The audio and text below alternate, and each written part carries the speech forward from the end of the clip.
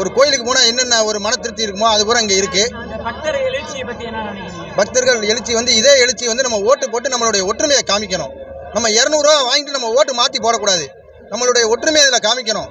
நம்ம இதில் காமிக்கல அப்படின்னு வைங்களேன், நம்மளுடைய சந்ததியினர்கள் வந்து ரொம்ப பாதிக்கப்படுவாங்க.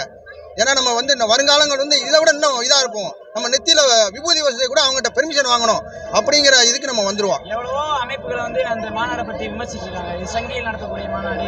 இந்த மாநாடுக்கு ஒரு 2 லட்சம் பேர் கூட அது வந்து சூரியனை பார்த்து நாய் குலைக்கும். அதெல்லாம் நம்ம காதில் வாங்கிக்கிடக்கூடாது. நம்மளுடைய நோக்கம் இந்த மாநாடு வந்து சக்ஸஸாக நடந்திருக்கு. இது வந்து வரலாற்றில் வந்து இடம் பிடிக்கக்கூடிய ஒரு மாநாடு. இத்தனை லட்சம் பேர் வந்திருக்காங்க. அதாவது இன்னும் சொல்லுவாங்க, 1000 தலை கண்டால் அன்னு சென்ற பாவம் போகும் அப்படிம்பாங்க. இப்போ நம்ம அன்றை தீரும் அப்படிம்பாங்க. இப்போ நம்ம லட்சக்கணக்கின் தாண்டி கோடிக்கணக்கான பேர் இங்கே வந்திருக்காங்க. இந்த அரசாங்கத்துக்கு இன்னொரு வெற்றிவேல் முருகனுக்கு